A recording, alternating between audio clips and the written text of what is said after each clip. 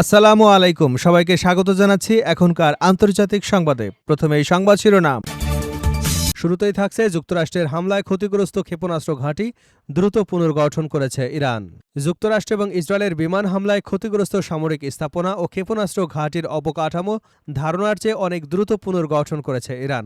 Satellite চিত্র বিশ্লেষণের ভিত্তিতে এমন তথ্য জানিয়েছে মার্কিন সংবাদ মাধ্যম ওয়াল স্ট্রিট জার্নাল। এবারে জানাবো ইসলামী দেশগুলোর এক নম্বর শত্রু ইসরায়েল। ইরানের পার্লামেন্ট স্পিকার মোহাম্মদ বাঘের গালিবাফ বলেছেন, নিঃসন্দেহে জয়নবাদী ইসরায়েলি শাসন ব্যবস্থার সব ইসলামী দেশের এক নম্বর শত্রু। তেহরানে ইরাকের প্রধানমন্ত্রী আলী কাজিম আল জাইদির সঙ্গে বৈঠকে তিনি এ মন্তব্য করেন। জানাবো শুক্রবারও ক্ষেপণাস্ত্র ছুড়ল ইরান, প্রতিহত করার দাবি জর্ডানের। ইরান থেকে জর্ডানের দিকে ছোড়া 7টি ক্ষেপণাস্ত্র এবং 6টি ড্রোন ভূপাতিত করার দাবি করেছে জর্ডানের সেনাবাহিনী। শুক্রবার দেশটির বিমান প্রতিরক্ষা ব্যবস্থা ও রয়্যাল জর্ডানিয়ান এয়ারফোর্স যৌথভাবে এসব ক্ষেপণাস্ত্র ও ড্রোন প্রতিহত করে বলে জানানো হয়েছে।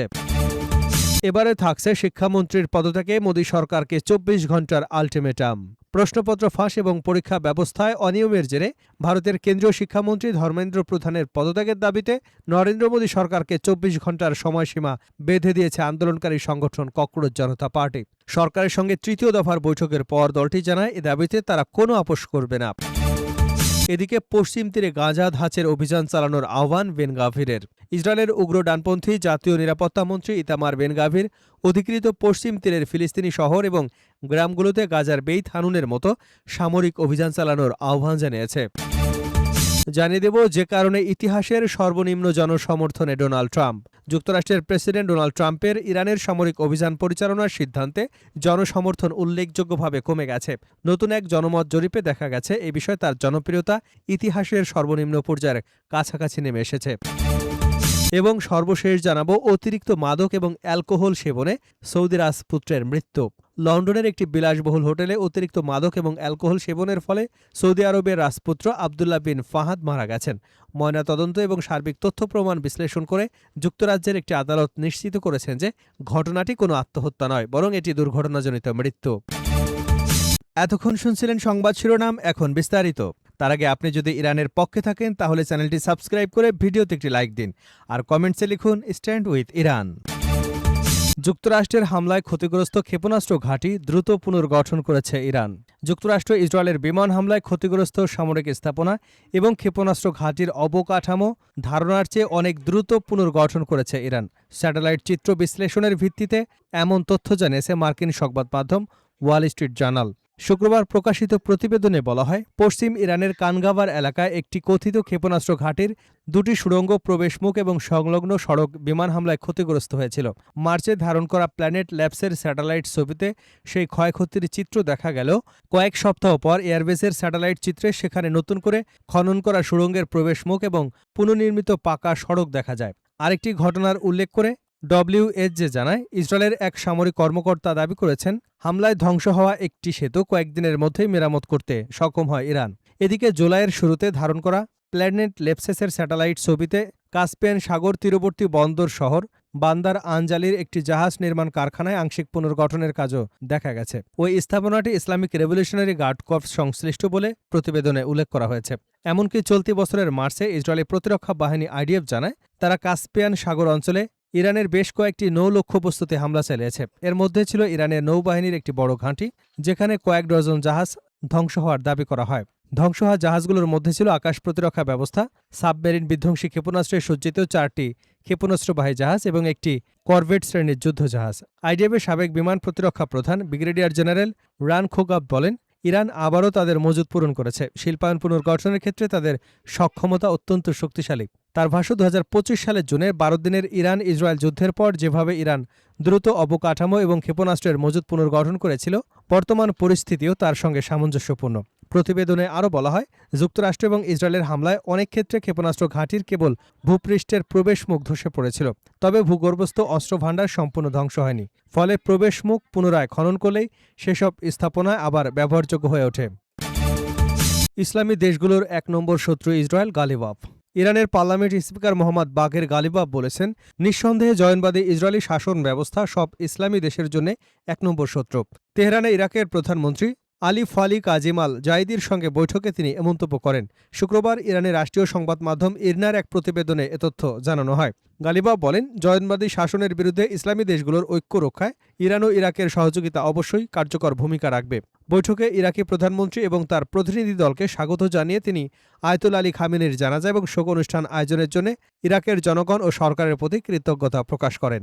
তিনি আরও বলেন, আঞ্চলিক স্থিতিশীলতা এবং ইসলামী বিশ্বের স্বার্থে তেহরান এবং বাগদাদের সহযোগিতা অত্যন্ত গুরুত্বপূর্ণ।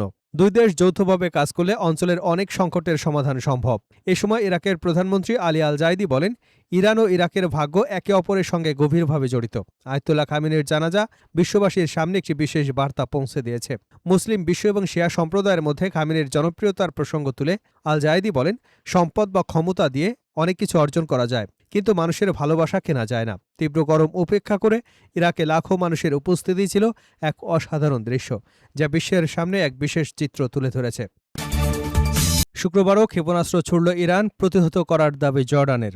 ইরান থেকে জর্ডানের দিকে ছোড়া ৭টি ক্ষেপণাস্ত্র এবং ৬টি ড্রোন ভূপাতিত করবার দাবি করেছে জর্ডানের সেনাবাহিনী।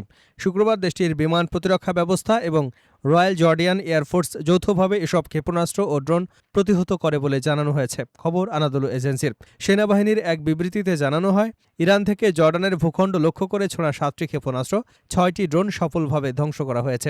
এ ঘটনায় কোনো হতাহত বা সম্পদের ক্ষয়ক্ষতি হয়নি। আরও বলা হয়, ভূপাতিত ক্ষেপণাস্ত্র এবং ড্রোনের ধ্বংসাবশেষ যেসব স্থানে পড়েছে সেখানে রয়্যাল ইঞ্জিনিয়ারিং কর্পসের বিশেষজ্ঞ দল পাঠানো হয়েছে। তারা নির্ধারিত কারিগরি নিরাপত্তা প্রক্রিয়া অনুসরণ করে ধ্বংসাবশেষ অপসারণ এবং পরীক্ষা করছে।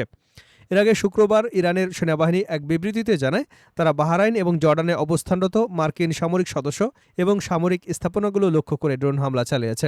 ইরানের দাবি অনুযায়ী হামলার লক্ষ্যবস্তু ছিল বাহরাইনের শেখ ইসা বিমান ঘাঁটি এবং জর্ডানের মোয়াফাক সালতি বিমান ঘাঁটির জ্বালানি এবং অস্ত্রের গুদাম, বিমান রাখার হ্যাঙ্গার এবং সেনা সদস্যদের আবাসন এলাকা। তবে জর্ডান দাবি করেছে, তাদের আকাশসীমায় প্রবেশের আগে এসব ক্ষেপণাস্ত্র এবং ড্রোন প্রতিহত করা হয়েছে এবং এতে কোনো ধরনের ক্ষয়ক্ষতি হয়নি। শিক্ষামন্ত্রীর পদত্যাগে মোদী সরকারকে ২৪ ঘণ্টার আলটিমেটাম সিজেপির। প্রশ্নপত্র ফাঁস এবং পরীক্ষা ব্যবস্থার অনিয়মের যে ভারতের কেন্দ্রীয় শিক্ষামন্ত্রী ধর্মেন্দ্র প্রধানের পদত্যাগের দাবিতে নরেন্দ্র মোদী সরকারকে ২৪ ঘণ্টার সময়সীমা বেঁধে দিয়েছে আন্দোলনকারী সংগঠন ককরোচ জনতা পার্টি। সরকারের সঙ্গে তৃতীয় দফার বৈঠকের পর দলটি জানায়, এ দাবিতে কোনো আপোষ করা হবে না। শুক্রবার রাজধানী দিল্লিতে ভিটলভাই প্যাটেল হাউজে কেন্দ্রীয় সরকারের প্রতিনিধিদের সঙ্গে সিজেপির তৃতীয় দফার বৈঠক অনুষ্ঠিত হয়। সরকারের পক্ষে কেন্দ্রীয় স্বাস্থ্যমন্ত্রী জেপি নাড্ডা এবং প্রধানমন্ত্রীর কার্যালয়ের প্রতিমন্ত্রী জিতেন্দ্র সিং এবং সিজেপির পক্ষে জাতীয় মুখপাত্র সৌরভ দাস সহ ২ প্রতিনিধি এতে অংশগ্রহণ করেন। বৈঠক শেষে সিজেপি জানায়, আন্দোলনে নিহত শিক্ষার্থীদের পরিবারকে ক্ষতিপূরণ দেওয়া, আন্দোলনকারীদের বিরুদ্ধে দায়ের করা এফআইআর প্রত্যাহারের বিষয়ে সরকারের নীতিগতভাবে সম্মতি হয়েছে। তবে কেন্দ্রীয় শিক্ষামন্ত্রী ধর্মেন্দ্র প্রধানের পদত্যাগের দাবিতে কোনো ছাড় দেওয়া হবে না। সিজেপির জাতীয় মুখপাত্র সৌরভ দাস বলেন, নিহতদের পরিবারকে ১ কোটি রুপি করে ক্ষতিপূরণ এবং আন্দোলনকারীদের বিরুদ্ধে দায়ের করা সব মামলা প্রত্যাহারের দাবি জানানো হয়েছে। পাশাপাশি শিক্ষামন্ত্রীর পদত্যাগের বিষয়টি দলটির জন্য আপোষহীন বলে দাবি করা হয়। এ বিষয়ে সিদ্ধান্ত জানাতে শনিবার বেলা ২টা পর্যন্ত সরকারকে সময় বেঁধে দেওয়া হয়েছে। তিনি আরও জানান, সরকারের অনুরোধে শনিবার পর্যন্ত যন্তর মন্তরে চলমান প্রতিবাদ কর্মসূচি সাময়িকভাবে স্থগিত রাখতে সিজেপি সম্মত হয়েছে। তবে নির্ধারিত সময়ের মধ্যে দাবি পূরণ না হলে আন্দোলন নতুন মাত্রায় শুরু হবে। সিজেপির মুখপাত্র আশুতোষ রাঙাও একই ধরনের হুঁশিয়ারি দিয়ে বলেন, সরকারের দাবি প্রত্যাখ্যান করলে দেশজুড়ে আরও বড় পরিসরে আন্দোলন গড়ে তোলা হবে। অন্যদিকে বৈঠক শেষে কেন্দ্রীয় স্বাস্থ্যমন্ত্রী জেপি নাড্ডা জানান, চলমান সংকট নিরসনে শনিবার সিজেপির প্রতিনিধিদের সঙ্গে আরও একটি বৈঠক অনুষ্ঠিত হবে। প্রশ্ন ফাঁসের অভিযোগকে কেন্দ্র করে শুরু হওয়া আন্দোলন ইতিমধ্যে ভারতের বিভিন্ন রাজ্যে ছড়িয়ে পড়েছে। পরীক্ষা ব্যবস্থায় সংস্কার এবং জবাবদিহি নিশ্চিতের দাবিতে শিক্ষার্থী এবং তরুণদের আন্দোলনে দেশটির কেন্দ্রীয় সরকারের জন্য বড় রাজনৈতিক চ্যালেঞ্জ হয়ে উঠেছে।